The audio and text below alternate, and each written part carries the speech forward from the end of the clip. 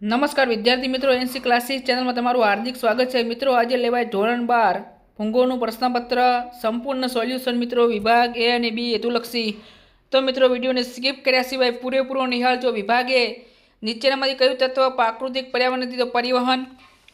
દેશમાં સૌથી વધુ સાક્ષરતા ધરાવતું રાજ્ય તો કેરળ. મલેશિયાના કયા લોકો પ્રાથમિક પ્રવૃત્તિ કરે છે? તો તેમાં. ઔદ્યોગિક ક્રાંતિની શરૂઆત કયા ખંડમાં થઈ હતી? તો યુરોપ. ઇન્ટરનેટની સેવાઓ કયા પ્રકારની પ્રવૃત્તિ ગણાય? તો તૃતીયક. ભારતમાં સૌપ્રથમ રેલની કયા વર્ષમાં શરૂઆત થઈ? 1853. વિશ્વની સૌથી લાંબી પાઇપલાઇન કઈ છે? કોમે કોન. ભારતમાં પ્રથમ બોલતી શ્વેત શ્યામ હિન્દી ફિલ્મ આલમ આરા.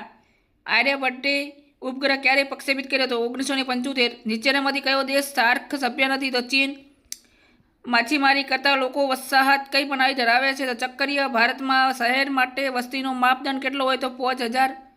એટલાન્ટિક ખંડની માલિકી કોની ગણાય? તો વૈશ્વિક ગણાય.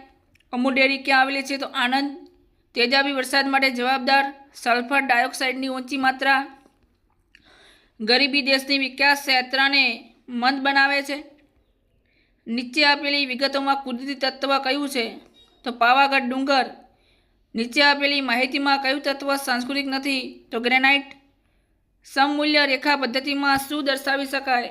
તો તાપમાનનું વિતરણ. જીપીએસસી પ્રણાલી વિકસાવનાર દેશ કયો? તો યુએસએ. વિભાગ બીની અંદર મિત્રો આપણે પણ મોસ્ટ એમપી પ્રશ્નો આપ્યા હતા. એની બહારનો એક પણ પ્રશ્ન નથી. આપણી ચેનલમાંથી મિત્રો 55 ગુણનું આઈએમપી પૂછવાનું છે.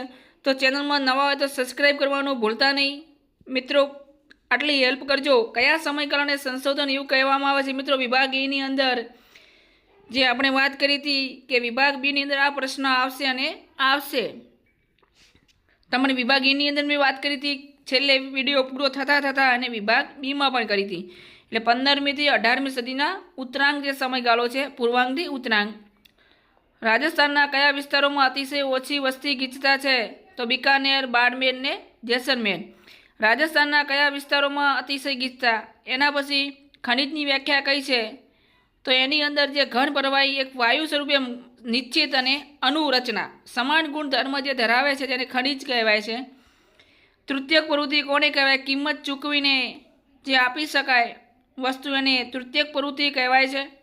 પરિવહનની વ્યાખ્યા. માનવી એક સ્થળેથી બીજા સ્થળે જે પરિવહન કરે છે, વસવાટ કરે છે એને પરિવહન કહેવાય છે.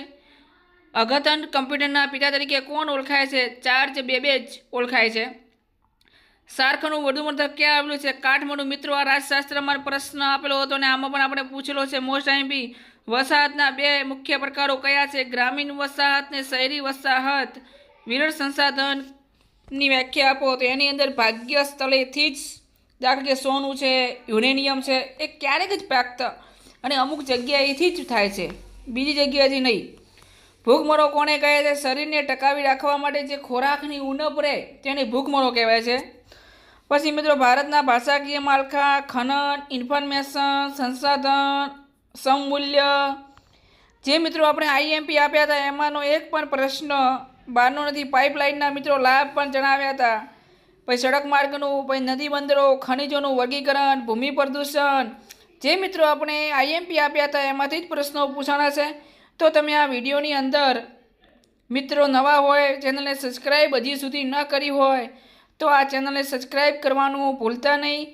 અને બીજા વિદ્યાર્થી મિત્રો સુધી, તમારા મિત્રો સુધી આને પહોંચાડવાનું કાર્ય એટલું કરજો મિત્રો.